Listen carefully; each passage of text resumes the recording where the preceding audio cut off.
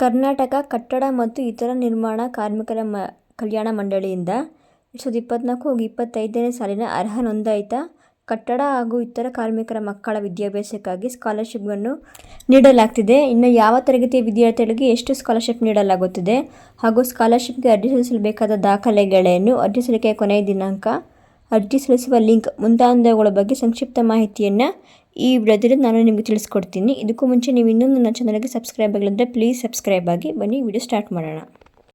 Student scholarship ವಿದ್ಯಾರ್ಥಿ ವೇತನ ಪಡೆಯಲು ಆನ್ಲೈನ್ ಮೂಲಕ ಅರ್ಜಿ ಆಹ್ವಾನ.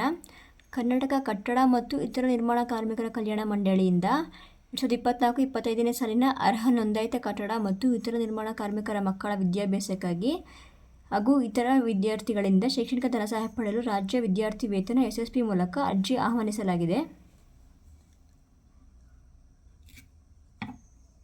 ಕರ್ನಾಟಕ ಕಟ್ಟಡ ಮತ್ತು ಇತರ ನಿರ್ಮಾಣ ಕಾರ್ಮಿಕರ ಕಲ್ಯಾಣ ಮಂಡಳಿಯಿಂದ 2024-25ನೇ ಸಾಲಿನ ಅರ್ಹ ನೋಂದಾಯಿತ ಕಟ್ಟಡ ಮತ್ತು ಇತರ ನಿರ್ಮಾಣ ಕಾರ್ಮಿಕರ ಮಕ್ಕಳ ವಿದ್ಯಾಭ್ಯಾಸಕ್ಕಾಗಿ ಮತ್ತು ಇತರ ವಿದ್ಯಾರ್ಥಿಗಳಿಂದ ಶೈಕ್ಷಣಿಕ ಧನ ಸಹಾಯ ಪಡೆಯಲು ರಾಜ್ಯ ವಿದ್ಯಾರ್ಥಿ ವೇತನ ತಂತ್ರಾಂಶ SSP ಮೂಲಕ ಅರ್ಜಿ ಆಹ್ವಾನಿಸಲಾಗಿದೆ.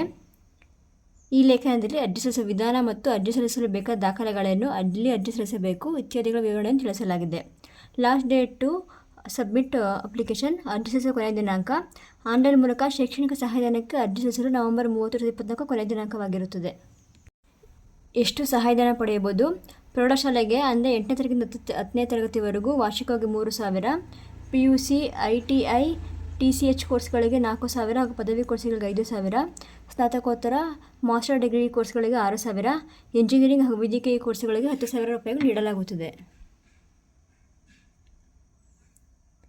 ವಿಶೇಷ ಸೂಚನೆ: ಅರ್ಜಿ ಸಲ್ಲಿಸಲು ಸಾಮಾನ್ಯ ವರ್ಗದ ಅಭ್ಯರ್ಥಿಗಳಿಗೆ 50% ಹಾಗೂ SC/ST ವರ್ಗದ ಅಭ್ಯರ್ಥಿಗಳಿಗೆ 45% ಅಂಕಗಳನ್ನು ನಿಗದಿಪಡಿಸಲಾಗಿದೆ. ಪ್ರತಿ ಕುಟುಂಬಕ್ಕೆ ಒಬ್ಬ ವಿದ್ಯಾರ್ಥಿಗೆ ಸಹಾಯಧನ ನೀಡಲಾಗುತ್ತದೆ. Documents for student scholarship. ಅರ್ಜಿ ಸಲ್ಲಿಸಲು ಒದಗಿಸಬೇಕಾದ ದಾಖಲೆಗಳು: ಅರ್ಜಿದಾರರ ಆಧಾರ್ ಕಾರ್ಡ್ ಪ್ರತಿ, ಬ್ಯಾಂಕ್ ಪಾಸ್ ಪುಸ್ತಕ, ಲೇಬರ್ ಕಾರ್ಡ್, ವ್ಯಾಸಂಗ ಪ್ರಮಾಣ ಪತ್ರ, ಅಂಕದ ಪಟ್ಟಿ ಹಾಗೂ ಫೋಟೋ. ಇನ್ನು ಇದಕ್ಕೆ ಅಪ್ಲಿಕೇಶನ್ ಬೇಕಾದ ಕೆಲವು ರಿಸ್ಟ್ರಿಕ್ಷನ್ ಇವೆ. ಇನ್ನು ಆ ಸೂಚನೆ ನೋಡೋದಾದರೆ, ಮಂಡಳಿಯಿಂದ ವಿಶೇಷ ಸೂಚನೆಗಳು: ಅರ್ಹ ಕಟ್ಟಡ ಮತ್ತು ಇತರ ಕಾರ್ಮಿಕರ ಮಕ್ಕಳು ಶೈಕ್ಷಣಿಕ ಧನ ಸಹಾಯವನ್ನು SSP ತಂತ್ರಾಂಶದ ಮೂಲಕ ಅಂದರೆ SSP ವೆಬ್ಸೈಟ್ನಲ್ಲಿ ಪಡೆಯಲು ಜಾಲತಾಣ https://kbocwwb.karnataka.gov.in. ಈ ವೆಬ್ಸೈಟನ್ನು ನಾನು ಡಿಸ್ಕ್ರಿಪ್ಷನ್ ಬಾಕ್ಸಲ್ಲಿ ಹಾಕಿರ್ತೀನಿ, ಚೆಕ್ ಮಾಡ್ಕೊಳ್ಳಿ. ಇದನ್ನು ಉಪಯೋಗಿಸಿಕೊಂಡು ಮಂಡಳಿಯ ತಂತ್ರಾಂಶದಲ್ಲಿ ತಮ್ಮ ನೋಂದಣಿ ಸಂಖ್ಯೆ ನಮೂದಿಸಿ ಆಧಾರ್ ಕಾರ್ಡ್ ಲಿಂಕ್ ಮಾಡಬೇಕು.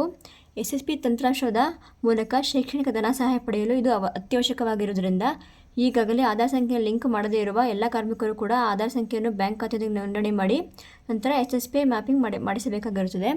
ಎರಡನೇ ನೋಡೋದಾದರೆ 2024-25ನೇ ಸಾಲಿಗೆ ಸಂಬಂಧಿಸಿದಂತೆ ಈಗಾಗಲೇ ಸರ್ಕಾರದ ವಿವಿಧ ಇಲಾಖೆಗಳಲ್ಲಿ ರಾಜ್ಯ ವಿದ್ಯಾರ್ಥಿ ವೇತನ ತಂತ್ರಾಂಶದ ಮೂಲಕ ಅರ್ಜಿ ಸಲ್ಲಿಸಿರುವ ಫಲಾನುಭವಿಗಳು ಪುನಃ ಅರ್ಜಿ ಸಲ್ಲಿಸುವ ಅವಶ್ಯಕತೆ ಇರುವುದಿಲ್ಲ. ಇನ್ನು ಈ ಎಲ್ಲ ಲಿಂಕ್ಗಳನ್ನು ಡಿಸ್ಕ್ರಿಪ್ಷನ್ ಬಾಕ್ಸಲ್ಲಿ ಚೆಕ್ ಮಾಡ್ಕೊಡ್ತೀನಿ, ಹಾಕಿರ್ತೀನಿ, ಚೆಕ್ ಮಾಡ್ಕೊಳ್ಳಿ guys. Thank you guys for watching.